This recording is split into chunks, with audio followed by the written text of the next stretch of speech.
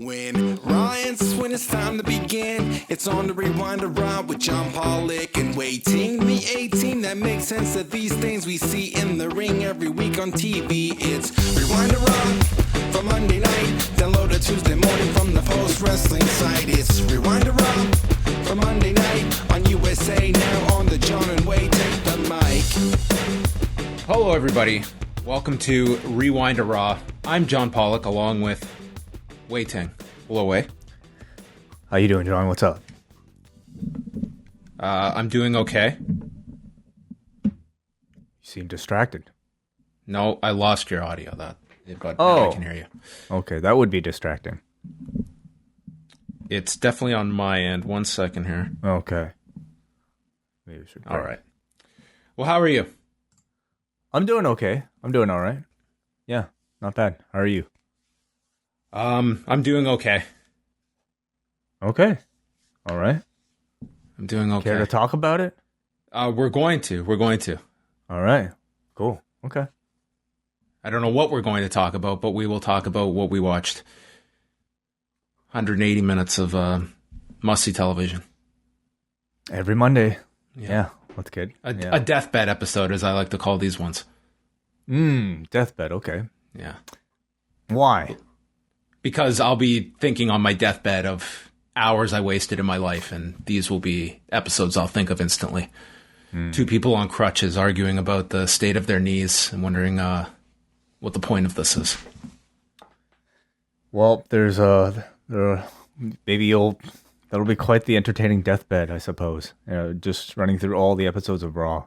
Yeah, maybe I'll just pop up out of my bed, and it'll turn out that, it was a trick. I was playing this game on you. To the other guy in the deathbed who's also fine. And we've both learned from each other. We're going to have some horrible acting. And then we're just going to stare at each other at a distance for about 5 minutes before we go to a commercial. Sounds like an angle. Sounds wonderful. How was your weekend? I had a great weekend. Yeah, I took some time off, went out of town. I mean, I was actually supposed to get married this weekend. But, Can I tell you? Can I tell you that on Saturday... Yeah, I had set in my phone your wedding date. So my alarm went off and I knew you weren't getting married, but there was a split second where I just saw Wai's wedding flash on my phone. And there was that half a second that I was like, oh shit. And then realized, okay, you're not getting married. Yeah, I had not forgotten about it, but nonetheless, it shook me for a half of a second. Yeah, no, this is the original date. We had planned this date since, I'd say February 2020, which really was forever ago.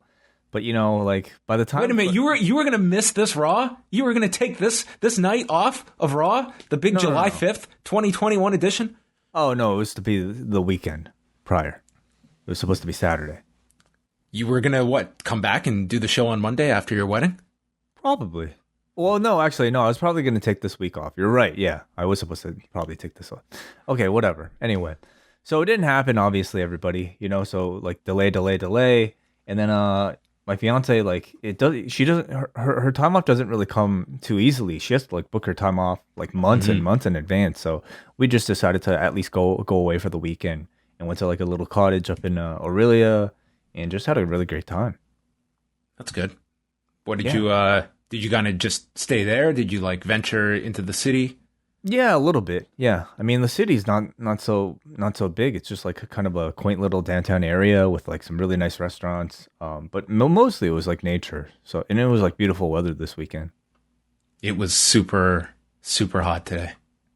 All weekend really. Yeah. A bit of rain, but in between rain, dude, it was scorching here.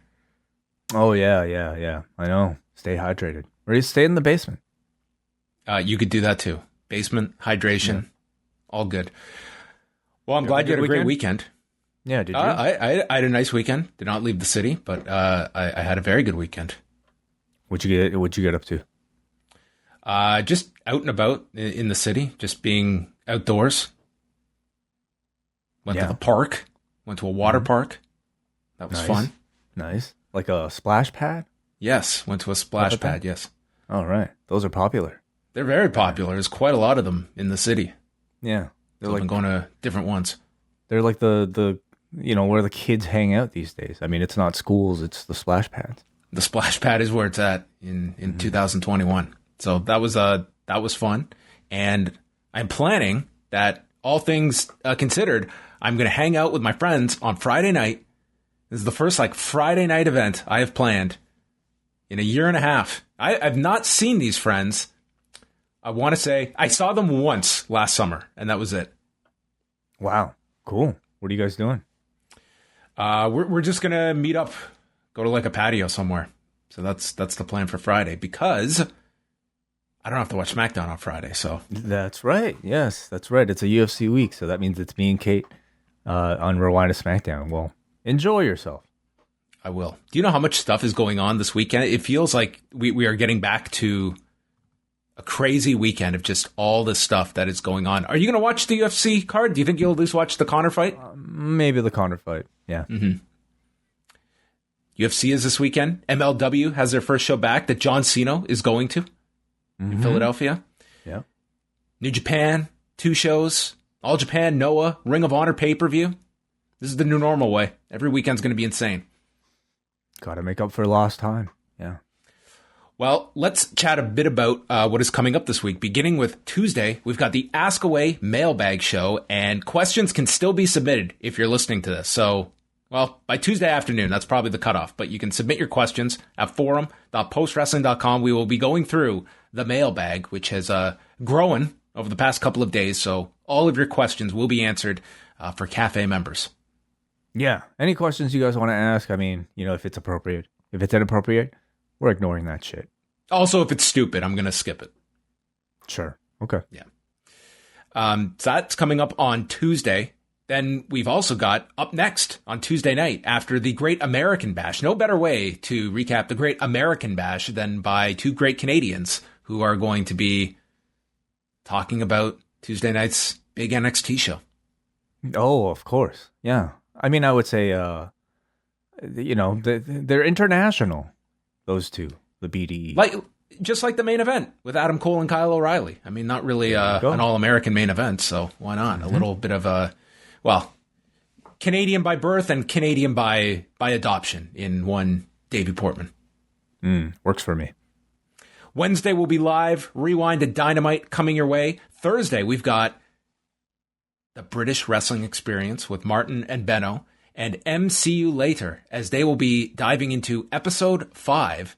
And this weekend, I caught up on Loki. I watched 2 episodes and listened to both of your shows over the weekend. Oh, great. Yes. Well, what did you think? Well, first of all, I made the mistake. I started listening to the podcast before I watched the episode for the most recent one. And then I got to the 5-minute mark. You were like, if you haven't watched the episode, then stop right now. I was like, what could be so precious that I'm going to miss? But I decided, well, I might as well watch the episode first, because I was going to do it backwards. I was going to listen to you guys and then watch the episode. So that would be a different way. I ended up watching the episode. And did you enjoy it more, or was it about the same? It was interesting. I wasn't as big on episode 3 as you were. I was more on the WH side. I mean, it was fine. It was a lot of just Loki and Sylvie for the duration, but fine episode. Not my favorite. The episode 4 though, I thought a lot more. Now, my question for you is when they what's it called where they torch these people? They have a specific term for it. Oh, like they touch them with it, prune them. They prune them. Prune them, yes. So when Owen Wilson, what are the laws? What am I allowed to talk about here that is not ruining warning. people's lives? We're gonna spoil the shit out of this. So skip 5 minutes. Okay. So when Owen Wilson gets pruned, what is happening to him? Where is he going? We don't know. That's part of the questions that the rest of the series is going to answer. Because the presentation is as though this man is being killed. He's being taken away from you. That's what you're supposed to think. But if he is truly trapped with the TVA and he is going back to his jet ski, we don't I'm know happy going for him. Back. Well, we don't know. That's why I'm asking. I mean, I am torn, because if this is a loss of life, that's one thing. But if he's going back, this is the reset. I'm happy for him. This is a wonderful exit. Which at this then point, begs the question, why are they even doing that? Why are they pruning him? They have taken him captive, and why would they let him back to the world that they kidnapped him from? Well, it might not be either or, you know, like, so I think the show is supposed to lead us at this point to think that they're just going to die. So like they're going to cease to exist, and that the people that are the TV agents would have died. I think they all have to show up in episode 6. I don't think we see them in 5. I think they all come back in 6. You're probably right. Yeah. But, you know, it doesn't, what them staying alive doesn't necessarily mean that they go back to their reality. They can possibly be, you know, all sent to this sort of like realm that you see the Lokis in at the end, as like that might be sort of like a dumping ground for all the variants. Where Loki appears at the end on 5. Yeah. That could very well be. Episode 4. Well, I'm just theorizing, you know, that could be a place like that, which wouldn't be pleasant for Owen Wilson to find himself in. Yeah, I guess it really depends. I mean, he's kind of outlined where he's come from, so I'm intrigued by that.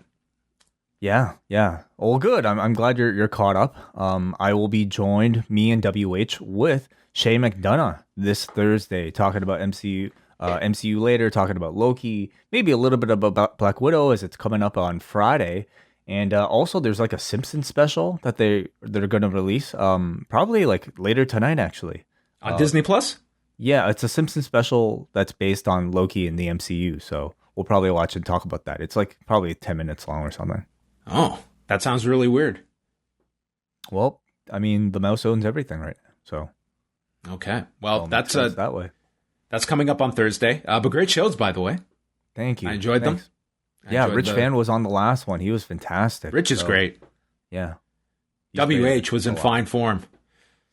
Well, somehow, some way, the man will work a Kenny Omega reference in there. And yes, he's always fantastic. And by the way, let's take this opportunity to congratulate the guy on a job well done on this week's edition of The Long and Winding Royal Road that just came out on Sunday. Yes.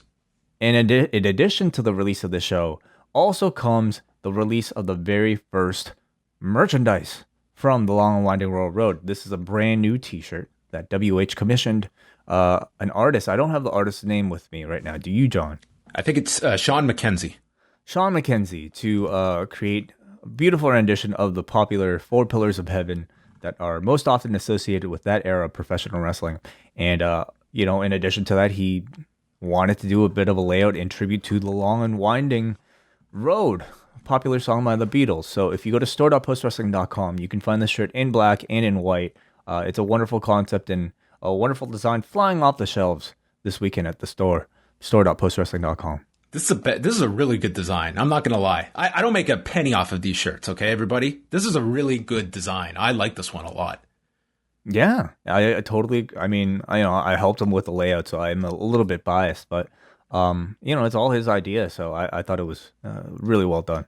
Like there's some merchandise that, I mean, it's going to be aimed for your loyal Post follower, okay? This is one, I think this can go outside and reach the world at large, this shirt.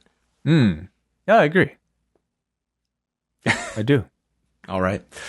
Check that out, store.postwrestling.com. A great show with Mark Buckledy as the guest with WH Park. That is up for this month's show. And then the week winds down with Kate from Montreal joining Way on Friday night on Rewind to SmackDown. Phil and I, first of all, we will have a UFC 264 preview show coming out on Friday. Eric Marcotte will be joining us on Friday. And then Saturday night, we're live right after Dustin Poirier versus Conor McGregor on the Post Wrestling YouTube channel, going through that entire card. And the week concludes with the return of the NWA podcast. Nate Milton, Chris Ely, and Andrew Thompson coming at you this Sunday, postwrestling.com. Bookmark it. Very busy week, and let's not forget Shot in the Dark on Wednesday. Of course, yes, with the traveling John Cena, who will be live in attendance at the 2300 Arena on Saturday night. Maybe he'll be in the Battle Riot. Well, let's not spoil it. He is. Let us move on to a couple of news items. Don't have a ton of stuff here. Stardom presented their card from Yokohama on Sunday. This was their follow-up pay-per-view after a terrific last show that featured the Utami Hayashishita match with Shuri that led to a significant amount of signups on Stardom World, a lot of attention on the promotion. So this was a pretty big follow-up. Unfortunately, a pretty down note for the show to end. The main event featured Utami defending the World of Stardom Championship against Natsuko Tora. And the match had just gotten going. They were just over the 11-minute mark and had performed this big stunt where Natsuko Tora had dove off the top turnbuckle, splashing Utami through a table on the floor. That went fine. And then it was a follow-up where Tora just leaped off of the apron for this double stomp and her knee completely buckled.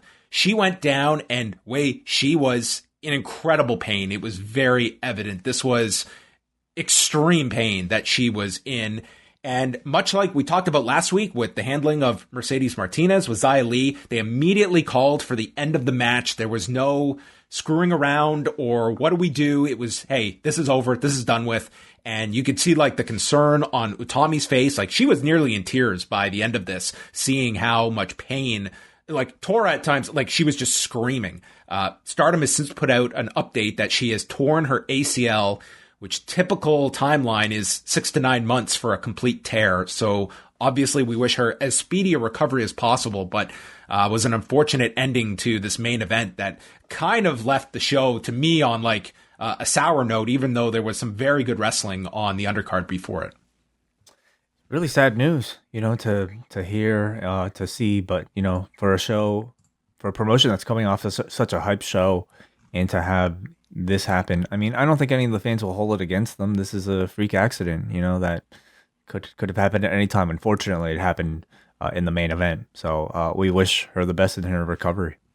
A few other notes from the show. Tom Nakano retained the Wonder of Stardom title, defeating Saya Kamatani. I thought this was a great match. It went 22 and a half minutes with Nakano winning with the Twilight Dream. These two were just terrific together. Kamatani had won the Cinderella tournament and chose to challenge Nakano for the Wonder of Stardom title. And man, she's only been wrestling like just shy of 2 years. It's incredible when you go up and down this roster and you look at the experience level of some of these women and where they're at. They had a terrific match. The tag match, the Goddess of Stardom tag titles, Julia and Shuri defended and defeated Mayu Iwatani and Koguma, who is coming back after a 6-year layoff. She is 23 years old after a 6-year layoff. They start them young. Yeah. Man. 17, I was like, gotta take some time off. And here she is. Huge career still ahead of her.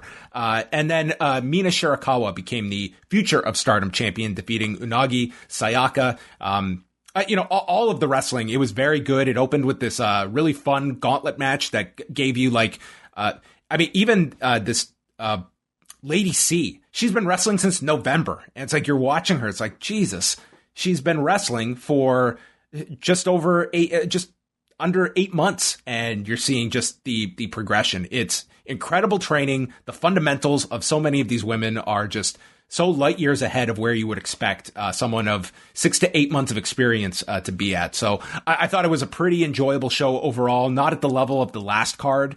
The English commentary was, an added bonus that they've now apparently added permanently to these pay-per-view cards. So I would say certainly up until the main event, you still got some very good wrestling, just an unfortunate ending given the circumstances with the injury to Natsuko Tora. And they've also announced their 5-star Grand Prix that will start at the end of July. And they've listed the participants. One of them was Tora, who I'm sure is going to be replaced. But in one of the blocks, it's going to be Shuri and Utami. So that is obviously going to have a lot of interest when they do this rematch. And whether you could go to the time limit again, or you could do something really bold and have Shuri defeat Utami in the block. And that further heightens a bigger match later this year. So I think there's a lot of different avenues you can explore for that one. But I'm really looking forward to this Grand Prix. And unlike the G1, where I think it can be pretty overwhelming, just all those big matches in a month, same with the Carnival, this is spread out over 2 months. So I think it's a bit more digestible if you're not following Stardom on a day-to-day basis. You can catch up really quick, and it's not like the shows are just snowballing and you fall behind so quickly. And just given all of this added interest in Stardom World after the match, I think that this is a tournament that could probably hook a lot of people. So I'm very curious to see what we're talking about regarding Stardom by the end of the year, because this seems to have been a very solid several steps forward for them in terms of their momentum. Yeah, I've heard a lot more buzz about the promotion lately, and this card that just happened over this weekend. Injury, unfortunate, but nonetheless, I think it proves how much value that last show provided them, and something like this. I mean, is every match going to be on Stardom World? Like, what are the ways that people can watch it? Will they all be available in English commentary? Like, that sort of information, I think, is the most important to try to get out there to people right now.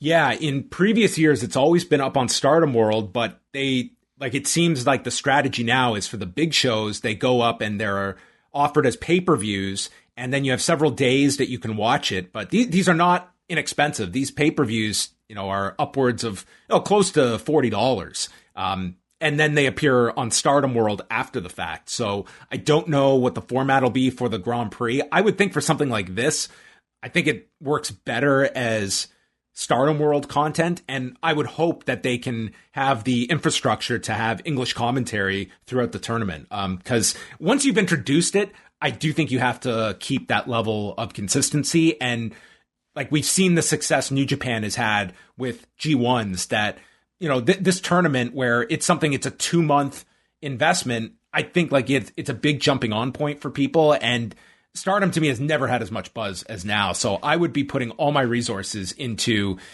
just the infrastructure for Stardom World and catering to an English speaking audience. Mm-hmm, absolutely.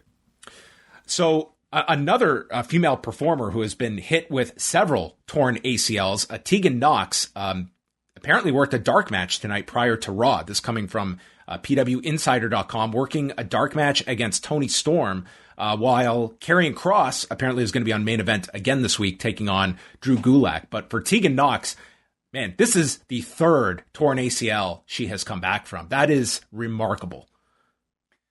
Yeah, really unfortunate. Every single time this person seems to get a bit of momentum, a terrible injury takes another 6 months to a year away from her career. And her getting a tryout at WWE, or at least the main roster, tells me that, at this point, they're probably ready to move her on from NXT rather than, risk another possible injury. And then another, she can get injured at any time. All wrestlers really can get injured at any time.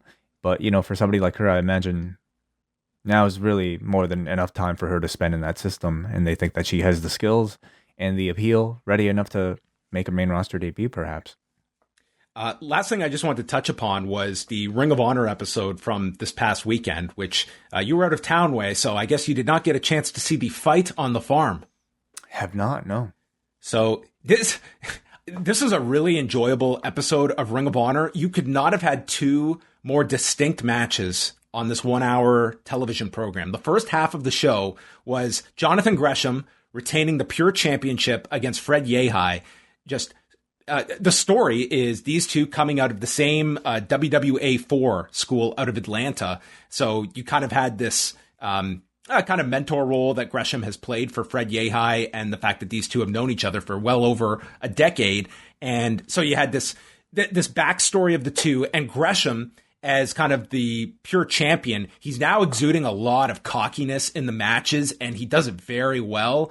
And they had like a very scientific, technical, well wrestled match. And it was Gresham, at times just playing with him, a lot of fakes and counters, very inventive stuff that I think Gresham is operating at a pretty high level, and just faked him out and caught him with this crucifix at the end and gets the cover. So you had the first half of the show, it's just this really great wrestling match. And then the back half is on location in Sandy Fork, Delaware, Mark versus Jay Briscoe.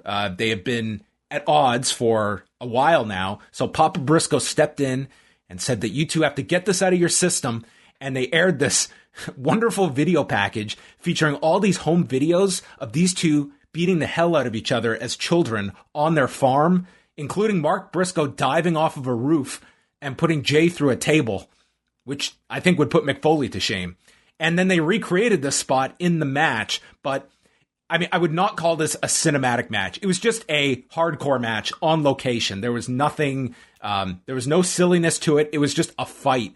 Went a bit long because you didn't have commentary. So it was just these two heavily breathing and attacking one another for upwards of 25 minutes of television time. But still, I thought engaging for the most part, and ending with both guys, just they had nothing left. They'd beaten each other to a pulp, and Papa Briscoe standing in between, telling them, have you guys got this out of your system? Good. Now it's time for you to get back to work as the baddest team in the world and clean this shit up. And walked off, and that's how the show ended. I thought this was, Ring of Honor, I think we've seen some of the best out of Ring of Honor throughout this pandemic. They have been in this situation where, number one, I think they have been a company that has been very responsible in how they've carried out their shows, and they've catered their program so much to empty arena that I think it's benefited a lot. And then you had something like this, totally different, where you had the Briscoes fighting on the farm as well. So I thought it was a very easy to watch 60-minute episode. And this weekend they have their Best in the World pay-per-view from Philadelphia with fans. Seems like a fresh idea to break things up. Yeah, why not? What do you have to lose at this point? Yeah, and I think they've really excelled with a lot of their video packages as well, just establishing a bit of a story for each match. Their production has, I think, also gone way up over this past year. So there you go. That was, if you want to check that out, I would recommend this weekend's ROH.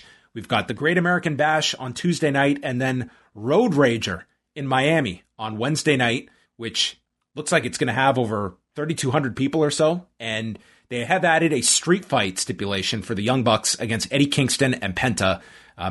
This is probably going to be an electric show on Wednesday, I would say, between the crowd, that street fight, very, very high standard for that. This should be quite the show on Wednesday. I'm just happy to see, a different environment, a different setting, a different look for an AEW TV show. I'm looking forward to it. It feels like it's a pay-per-view. All right. Well, tonight did not feel like a pay-per-view on Raw. We've got 2 shows left until the pay-per-view. So this is what we've got. Big news off the top. Title sponsor for Money in the Bank, Applebee's. Oh, I thought you were going to say Apple. No. Apple Bees. Applebee's. Mm-hmm. All right. That's not bad. That's not so bad. Applebee's? Yeah. Sure. Yep. Why not? Miz TV started things off. We had The Miz, and John Morrison was accompanied by his tan. Mm-hmm.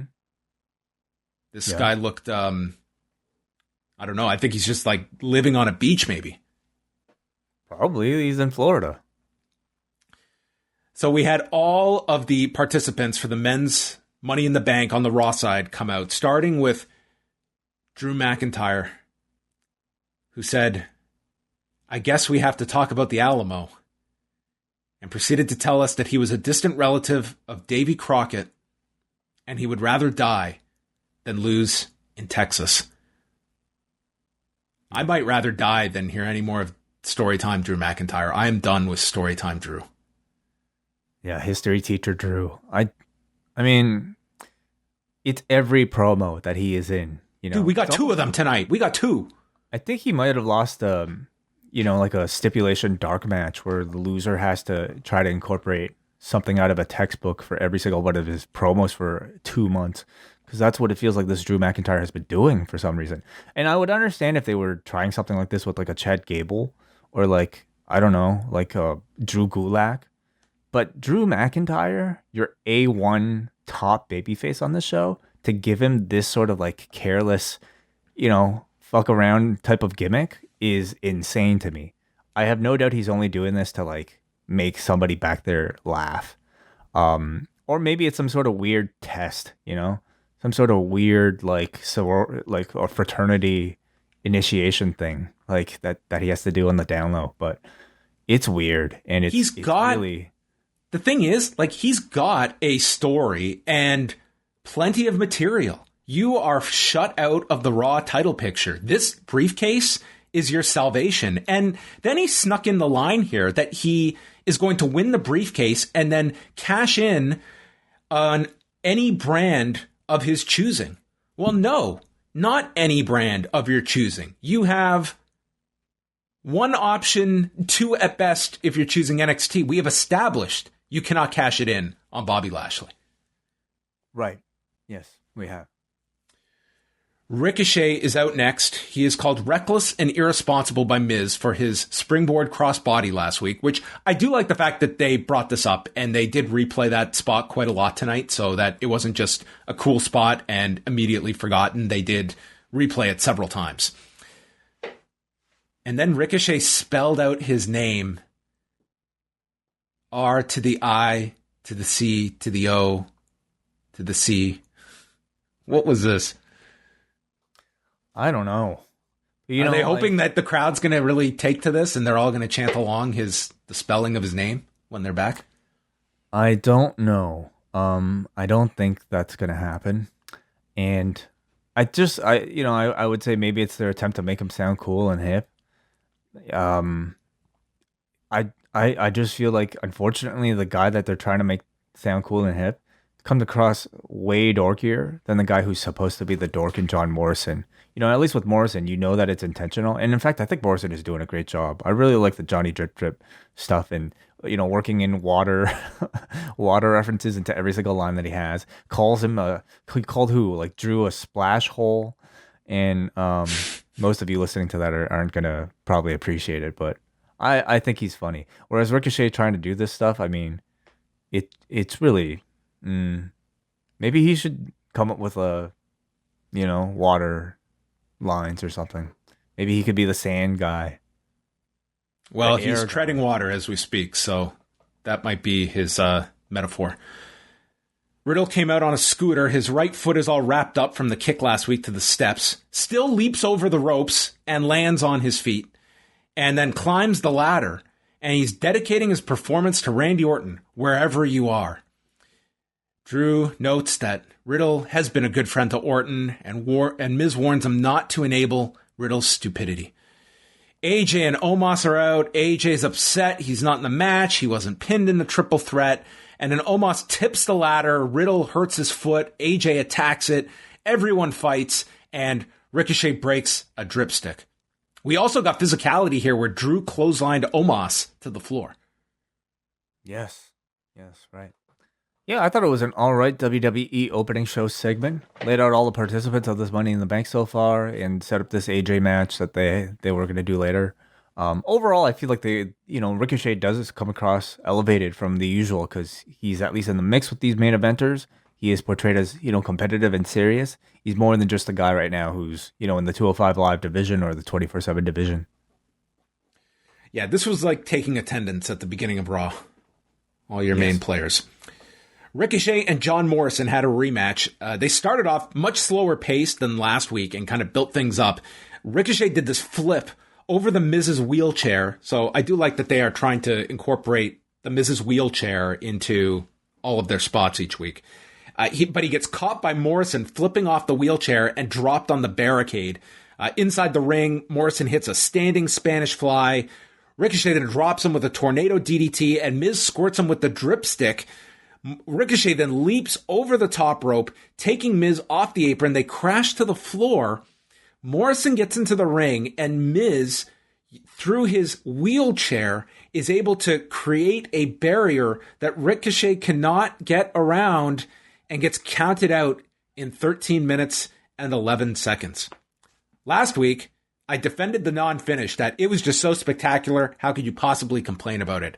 This one, I will say equally in the opposite direction, was just so awful. Yeah, this was a tougher one to take. I will say prior to the finish, I thought, it was also a very different style of match, at least to start, much slower with a lot more kind of like, usual like WWE headlocky type of stuff. But once they got through that, a lot of the creativity I found between these two, very apparent again. I really love the wheelchair spot. Morrison, when he had his comeback, had some really, really fun looking, like spectacular movement. like the spot to get to the floor, I don't know if that was messed up a little. It looked a little bit kind of rough, but the end result, worked out probably about the same, with Ricochet being laid out and having difficulty coming back in. The justification is that, okay, when you're being counted out like that, every single second counts. And, Miz putting his wheelchair there with a dazed, partially concussed Ricochet trying to find his way, presumably ate up like 2 to 3 seconds that ultimately cost him. That's sort of the justification. But I don't know. I mean, this appears to be, another one of these best of 5 situations where they're going to get another rematch, and this just happened to be chapter 2. Yeah, chapter 2 of a very long book, because they're doing another match next week. The Undertaker arrived with Shanky and Veer. Jinder Mahal here on his bike. So they interview him. Jinder, tonight you're taking on Drew. Talk about your history with him. Well, he was with me when I bought this custom bike to celebrate one of my title defenses. And I recently texted him to go riding. He did not respond to me for 3 days. He wrote, "Too busy, bro." And he wrote the number 2 instead of TOO. Does he think he's better than me? This is our big showdown between former best friends Jinder Mahal and Drew McIntyre, because this asshole used numbers to communicate words. I mean, it was a pretty funny line. I mean, let's be honest. I don't take this as a serious feud anyway. I take Jinder at this point very much like he's a 24/7 comedy dude. And so him getting angry over his friend using the number 2 instead of TOO, which, by the way, I don't really understand. I mean, presumably Drew is on a smartphone. It would take as many clicks to go to the number portion, type the number 2, and then type back to the letters as it would to just type TOO. So how much time is he really saving? I think he's just trying to be cool, that Drew McIntyre. So I thought it was funny. I thought it was just like a stupid, campy reason for a fight. Made you really excited for this match. You can't wait for it to happen next. I mean, what could they have done to make me excited anyway? They could have done what Heath Slater did with Drew McIntyre last year. They gave him a microphone, and in one segment, it was like the best promo of Heath Slater's career, and you were actually genuinely excited. I guess I just don't expect that type of promo from Jinder Mahal. Nia Jax, Baszler, and Reginald are in the back, so they're doing the deal where Reginald can see Alexa, but the others can't, where she hides in the background. Yeah. Always some of my favorite storytelling.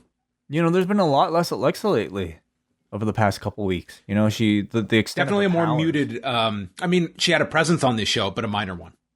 Yeah, like in the division right now, the focus seems to be Nikki Ash, and Alexa is just like sort of a constant presence who just does sort of the mind trick thing, and then appears and then disappears, and that's kind of it. Naomi, Asuka, and Nikki Ash are in the back, and they are so excited to team up with a superhero. Nikki clarifies, "Unlike Black Widow, I am almost a superhero. She started to believe in herself, and I've never been more successful. I have a chance to win Money in the Bank. Some people don't have confidence, but if they believe in themselves, who knows what they can do." Naomi says, "Don't get your hopes up, because I'm winning Money in the Bank." Asuka says, "No, I'm going to win Money in the Bank." And Alexa walks in and tells them to lower their expectations for winning Money in the Bank. All compelling arguments, Way. So, it's like, what, 3 weeks now we've had this Nikki Cross new gimmick. And I mean, when it started off, I was like, oh, okay, they're doing comedy here. Like, they're doing like somebody who thinks they're a superhero, but they're actually like just crazy. Like, they're just nuts.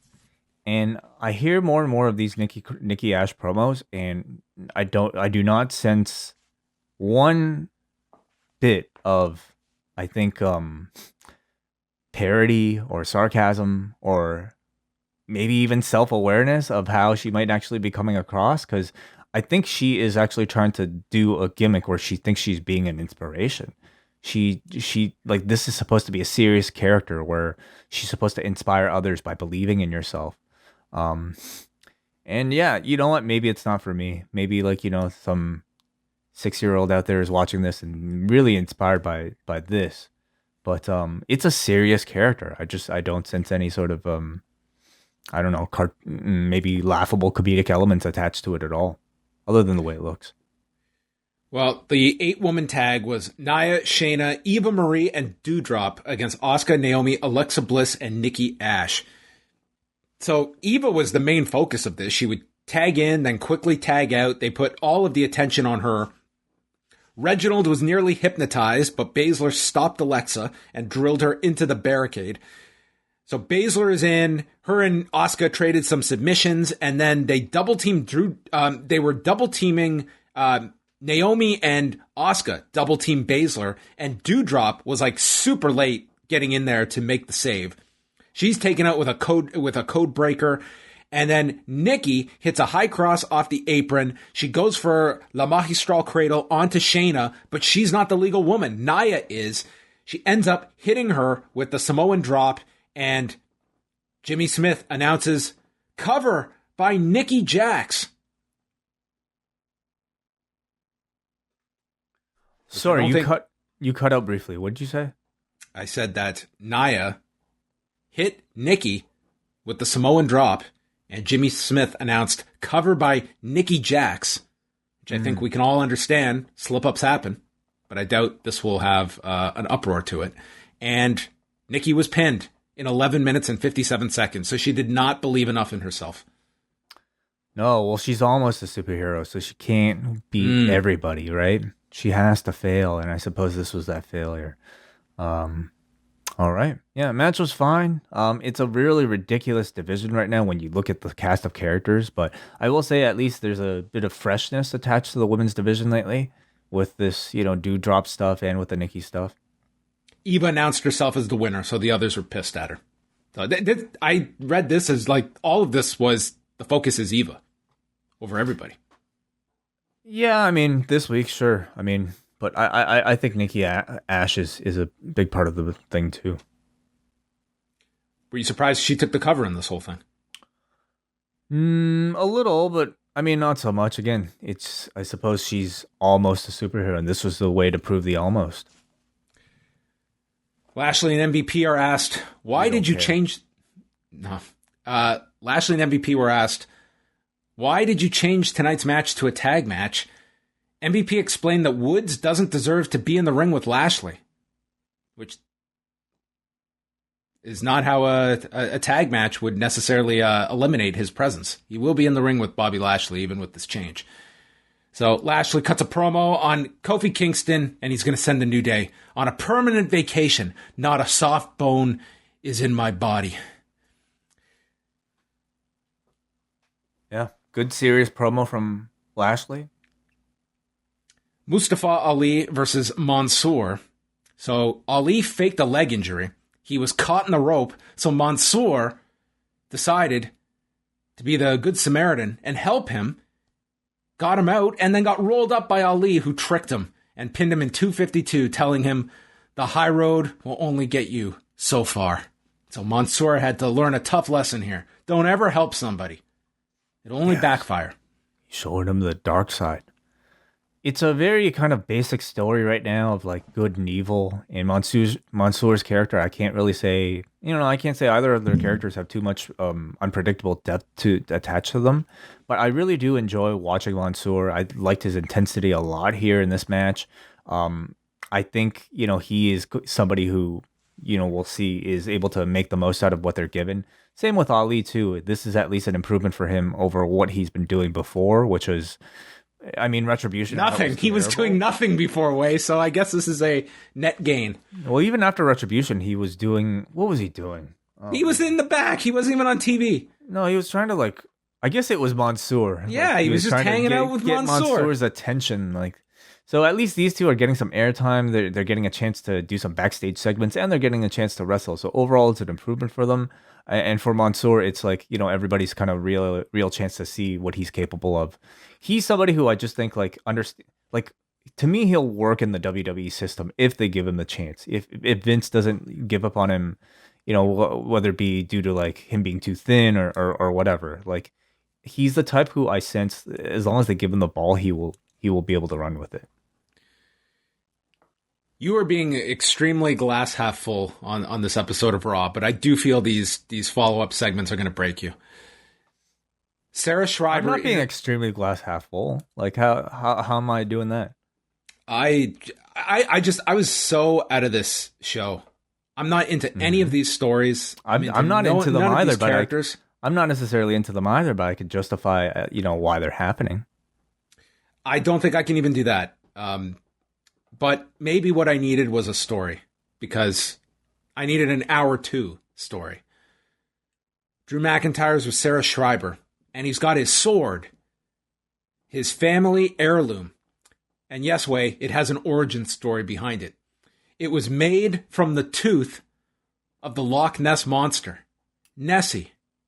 And he tells the story of a warrior going into the water and getting a go-behind on the Loch Ness Monster and using a rear naked choke and claymored the tooth out of the Loch Ness Monster, and the warrior became friends with the monster and went on to proclaim that with this tooth, you'll go on to become the Money in the Bank winner in Texas. So the Loch Ness Monster is fueling Drew McIntyre's run towards the briefcase. Yeah, again, I don't understand why they're like having Drew basically come out here and just tell these ridiculous stories. I mean, they're not even funny. It'd be one thing if like we were all in on a joke, because last week I thought, okay, maybe Drew is doing all this stuff just to like troll the announcers or the backstage interviewers for asking such dumb questions. Like it was some sort of like meta comment about how ridiculous and bad their backstage interviewers are. But that doesn't appear to be the case. The sense I get watching these is just that Drew McIntyre has gone insane. Like this loss has just like broken his brain. And all of a sudden, all he could talk about, like he's just buried himself deep into these like, I don't know, like Wikipedia articles about Irish history or something.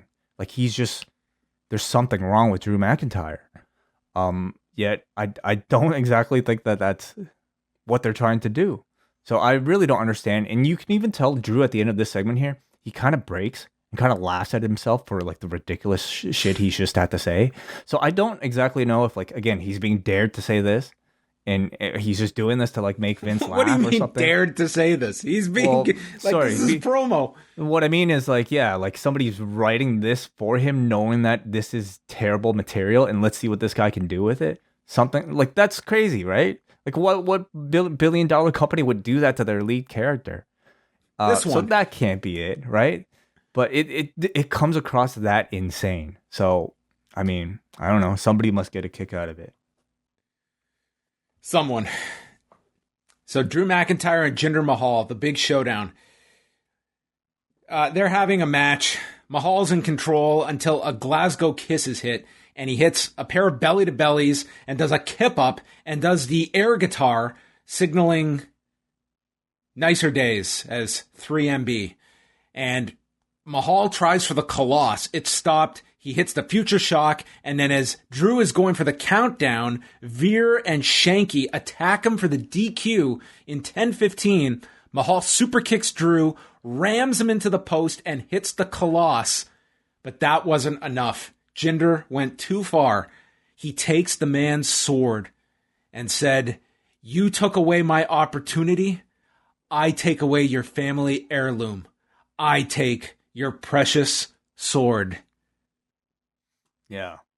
Oh no. He took his sword. Damn. Took his from the sword. tooth of Nessie. Yeah. Well, this feud needs to continue somehow. Might as well be over a stolen sword, right? So, we'll get. This had to be the least interesting match Drew McIntyre has had on Raw in a long time. There's one thing that is very consistent: is Drew McIntyre. His matches on Raw are usually the highlight of the show. This was I thought, dull match. Oh, totally agreed. I mean, it's a reminder that hey, this is Jinder Mahal, and we saw a whole year, a whole summer of this. main events with Jinder Mahal, they all looked like this. And it was unfortunate because like I thought there was real potential with these two, and there maybe still is, but I definitely didn't get a glimpse of it here, where these two have openly talked about wanting a match with the other, given their real life friendship and maybe even their in-character histories together. Yet when you see the match, well, look what they gave them. They gave them a text message as their impetus to fight tonight. They took none of it seriously, so they gave these guys no opportunity for anyone to possibly care, even if you did go into it with like some kind of interest because of a history you could draw upon. Yeah, and ultimately it's Jinder Mahal. He's extremely limited in his style and abilities in ring, so this is the match that you're going to get, and you can at least expect another, if not maybe even two more, but by the time we get the Money in the Bank.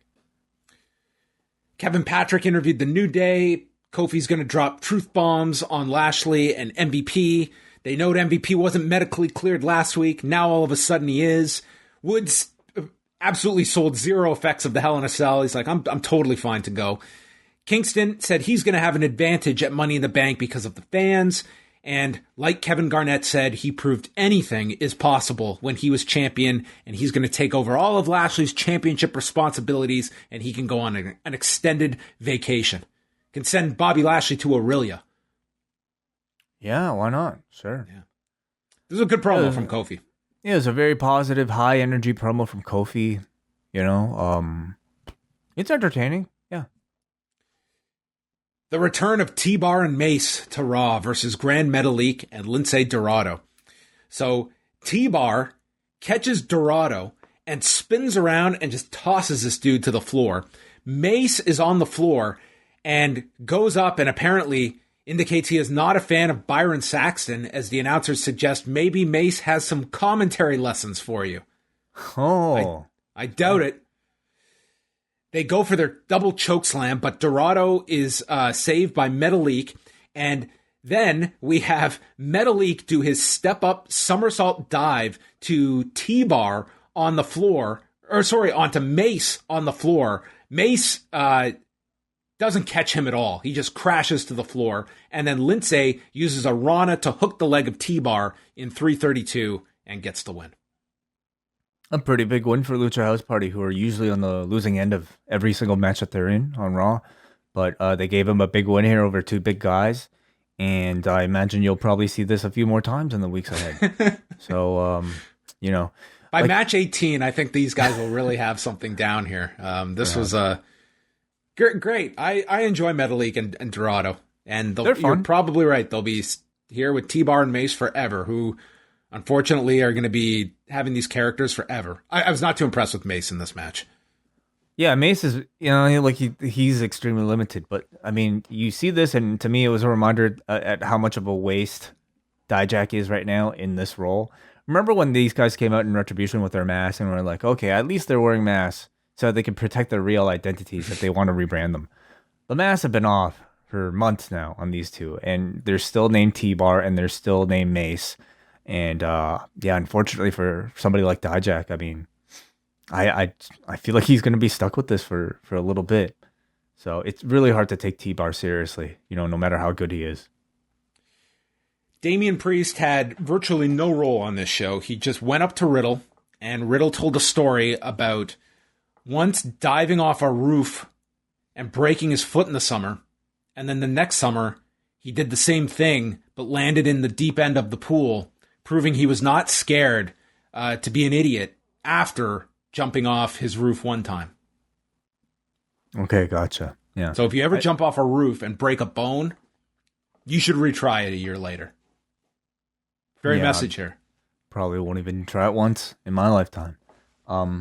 These two actually went to grab Chiking sandwiches this week. That's wonderful. They lived up to the promo.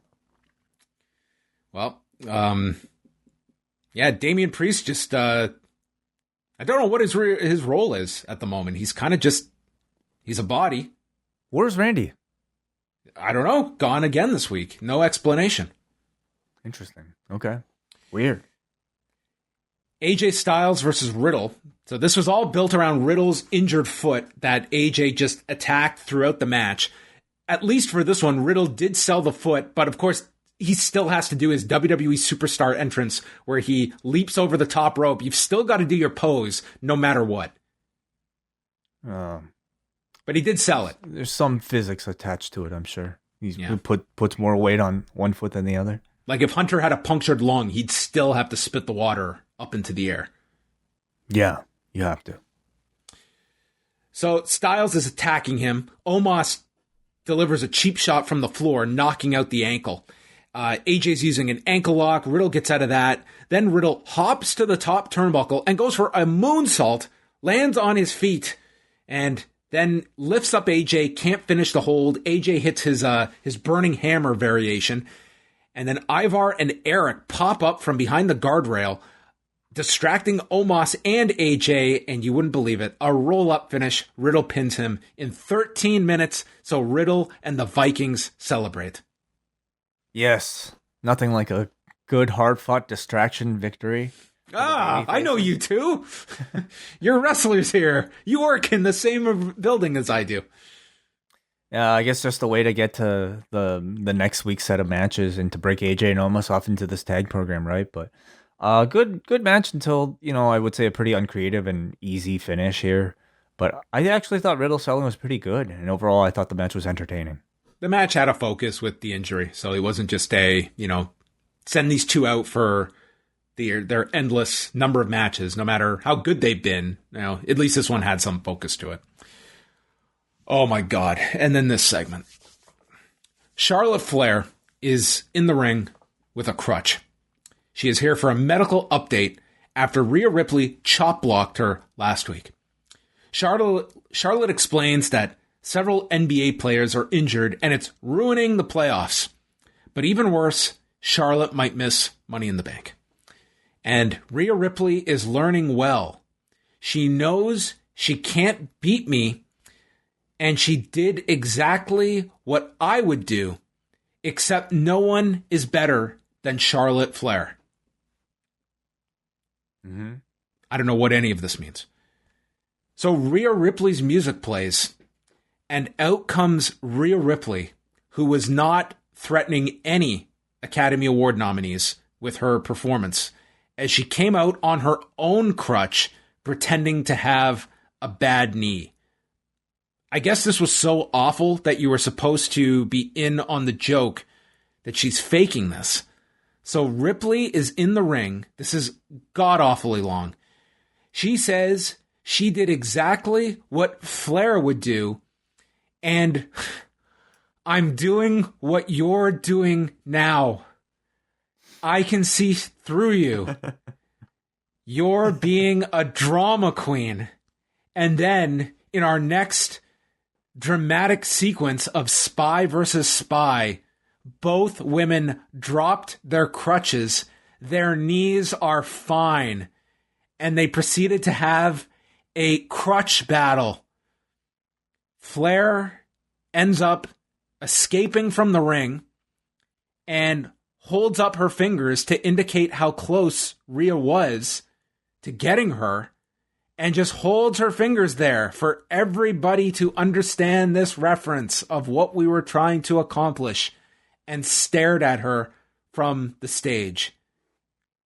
This was among the worst segments I have watched this year on any professional wrestling program. This is a feud that the most positive thing I can say about it is that when it has hit my belief of the absolute depths, it finds new ground to break and reaches another level to make this my least favorite feud of 2021. Congratulations. This was a horrible segment. This beats any of the Alexa things for you? I think this one, at least with the Alexa segments, everything's on the table. I understand what I'm getting into. This is just new territory for me of just an awful feud, taking two very talented performers and through this booking, making them absolutely uninteresting on this program. They have done just awful work with these two. I hate this feud. This segment was, I don't know what the idea was, other than they have a match in 2 weeks. They need to be on the show some way. This is what we came up with. Yeah, I'm guessing like I mean, the whole story is that Rhea can be just as big of a heel as Charlotte.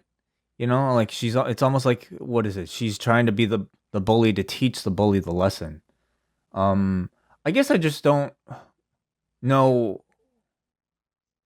So it's So been last poorly, week, it's been poorly handled Rhea this was entire trying to time. one up Charlotte by sneak attacking her and chopping her knee that Rhea was supposed to know didn't do any damage to her. This was a completely ineffective move from me that I utilized on you. So she was one step ahead because she's got psychic abilities to know the pain threshold Charlotte can exude. So therefore, this segment where Flair was faking the injury, Rhea is 2 steps ahead, knowing it's a fake injury, and to show this, found her own crutch and decided to come out and fake her own knee injury.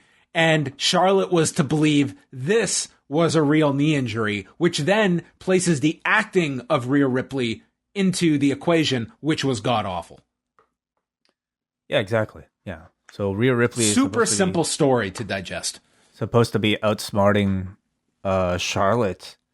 And I guess like that's fine when you just kind of dilute the storyline to that. Oh, okay. This is supposed to be Charlotte Flair, who I suppose at this point is we're supposed to believe somehow that she's one of the most cerebral minds in the world of pro wrestling. Even though I can't really say throughout her entire WWE run, she's been portrayed as maybe, you know, like a Triple H level, Randy Orton level sort of cerebral thinker in her division. So her whole thing is that she's a natural athlete, right?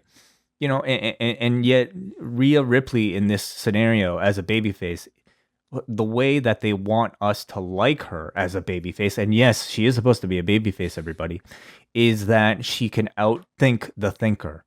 And she does that by doing... The woman that got confused about the time limit of a 2-minute match is the one outthinking the field.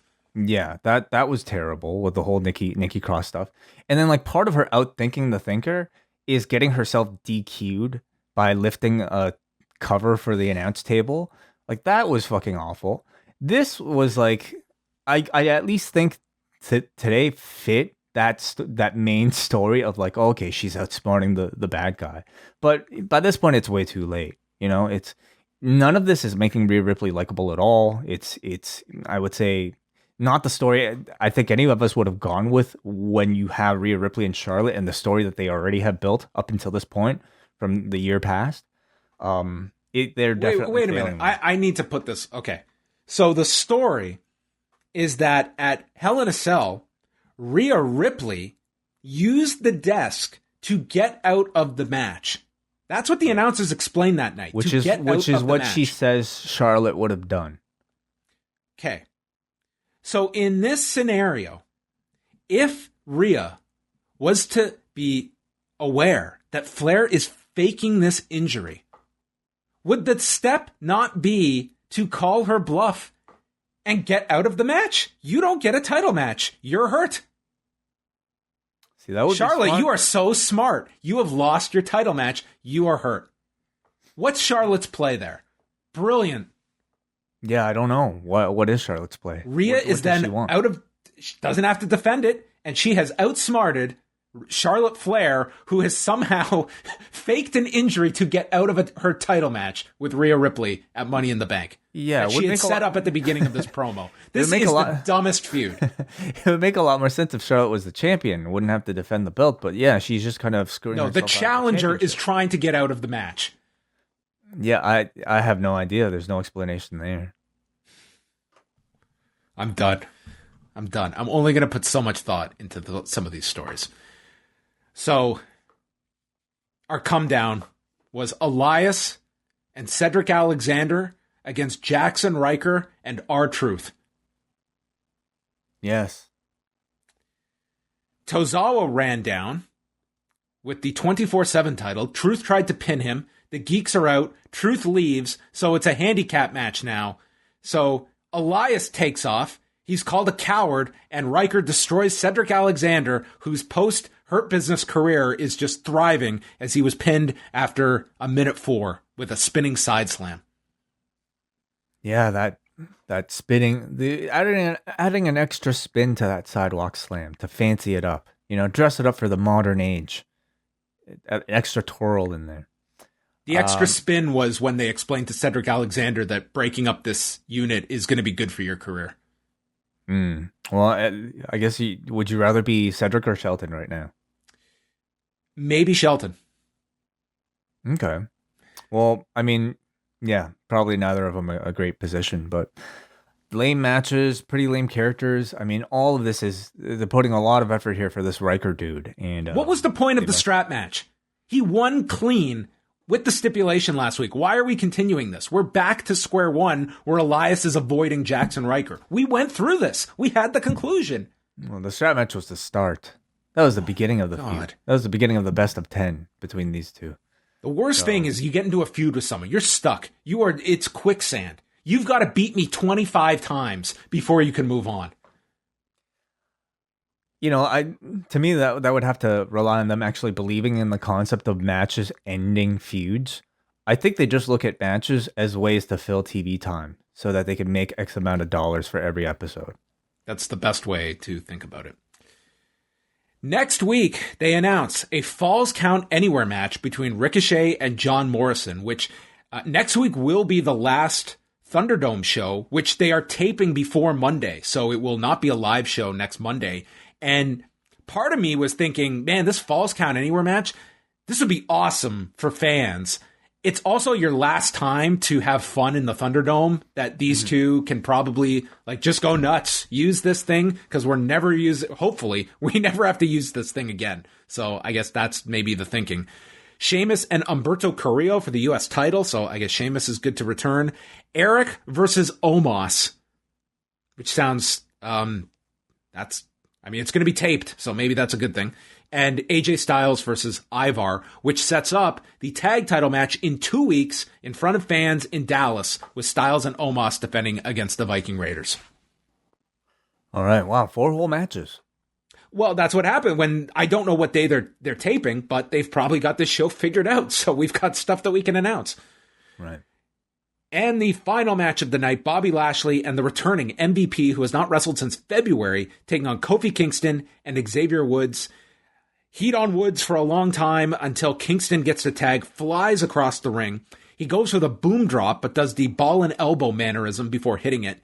There's a distraction by Lashley, so MVP gets the heat on Kingston. They boot him in the corner. Lashley dumps Kingston. Woods is in for the save. And then Kingston hits a Trouble in Paradise on Lashley, but MVP is the legal man. Woods takes out Lashley with a clothesline off the steps, and as MVP sets up for the playmaker, it's avoided, and Kingston hits the Trouble in Paradise. 14 minutes, 35 seconds.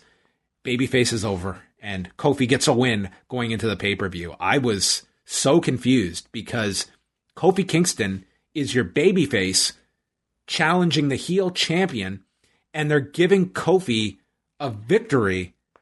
So therefore, you might be drawn into a sense of intrigue that this momentum could carry through and he could be a threat to the champion. I might want to see this match at Money in the Bank. I don't know what they were thinking here. They've lost their minds. Yeah. Clearly. I thought the match was entertaining, with MVP being heavily relied upon to... you don't have he was in this for a lot for the guy that has not wrestled in months. He was kind of relied upon. You don't have the rest of the Hurt Business anymore to take the falls for Lashley, so it's going to have to be MVP, and he does a great job. I think Kofi, them deciding to change the Woods Lashley match from a singles match to this one made a lot of sense when you see the end result. It's much more valuable for the main event to have Kofi getting a strong win than to have presumably Lashley beating Woods in a singles match or some sort of setup. What are the odds we get Lashley and Woods next week? No, sure. Yeah, maybe they'll do it then too. I don't know. But I would say overall, I think they're doing a pretty good job with Kofi. I think so too. I think Kofi has been very good in the lead up to this for this pay-per-view. Overall, I thought this was quite the come down from last week. I enjoyed last week's Raw. I did not enjoy tonight's episode. Yeah, no, probably a below average Raw. I can't really say too many great matches. I didn't think there were some, last week had several. I didn't even Riddle AJ was fine for what it was. But yeah, you certainly did not have the caliber that we've seen the last couple of weeks, I would say. Yeah. And in terms of story, it's like, it to me it felt like a pretty average Raw in that sense. The story of the main event to close the show was summarized by Corey Graves in very simple terms. Bobby Lashley is not happy. Kofi Kingston is. That's your clear, unfiltered storyline from Raw. Feedback. Forum.postwrestling.com is where we conclude tonight and hear from all of you. And tonight's poll gave tonight's episode of Raw a whopping 3.7 out of 10. Brandon from New Jersey watched this show. Good event, guys. How are you long weekend, eh? So already out of his mind. Anywho, as they continue to shoot fireworks in the sky, I am writing you this missive about Raw like I'm Francis Scott Key aboard the HMS. Okay, I'm going to his meanderings. What is your take on Nikki Cross's new gimmick, and will it get over with the fans? If she gets an action figure out of it, that would be a double bonus. I don't know about you, but the strap match phenomenon and the one coming up Wednesday between Cody and QT, aren't you a little fatigued over them? I remember when I got 5 Fs on my report card myself, and my father had a strap match. I wore 6 pairs of jeans that day. Guess who won? Okay, this is just going into Brandon's... Anyway. Nikki Cross, Way. I think, I think fans will understand a superhero Nikki Cross more so than whatever Nikki Cross was supposed to be before.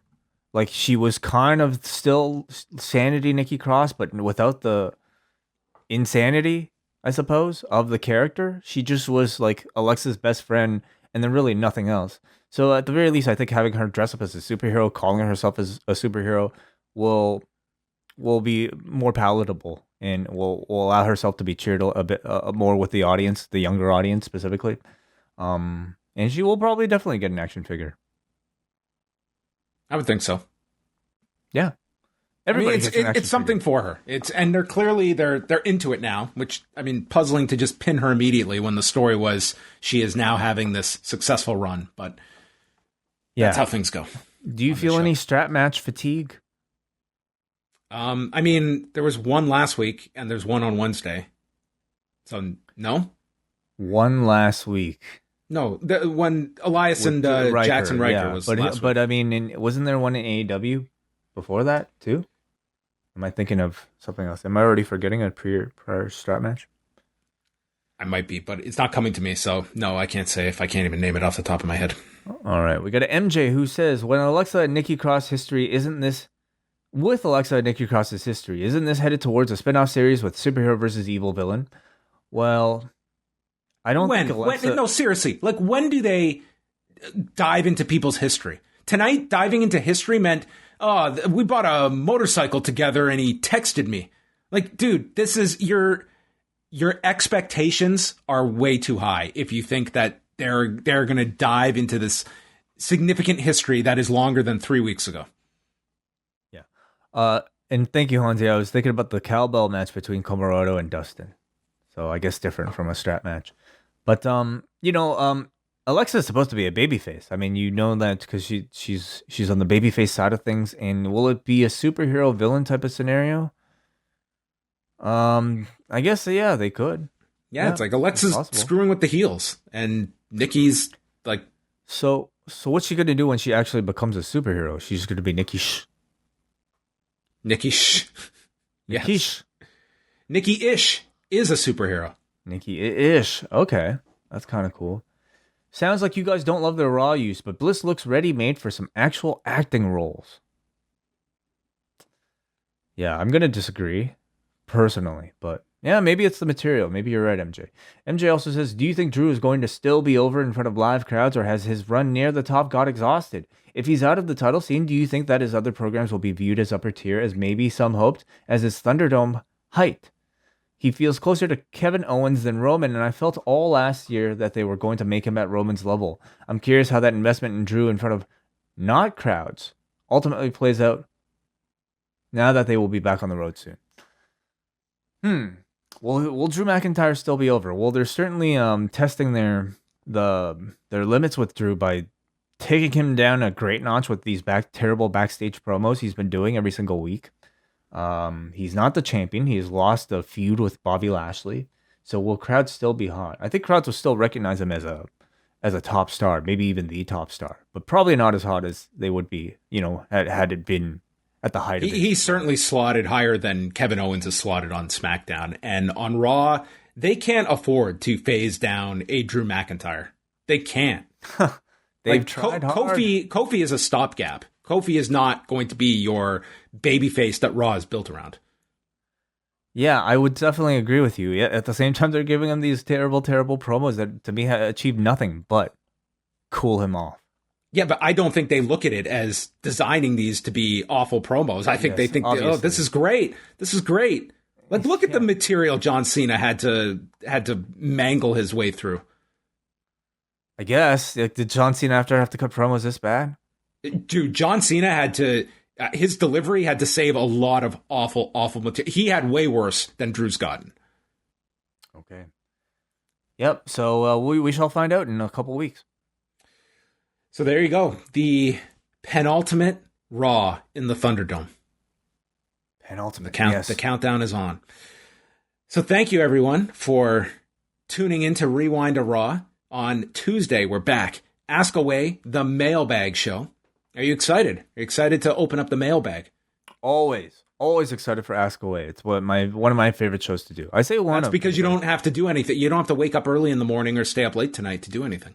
Yes, that is part of the reason. But secondly, we get to talk about everything. I get to be just me. We don't have to necessarily. Who have you been for the last hour and a half? Who have I been talking to? I am always me, but I'm talking about something else. I have to get into the zone of this guy, the people that are creating this show, to try to understand and dissect why they are doing this stuff. And with Ask Away, it's just I just have to get into your minds. All of you guys who ask these crazy questions. What was this guy thinking when he was asking this? And we do our best to answer. We try. So that's it.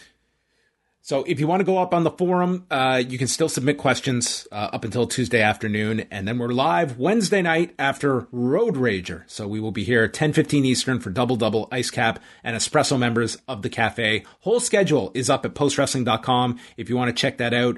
News from myself, Andrew Thompson, all of that great stuff. So that is it. We are signing off, and thank you for listening to Rewind a Knee.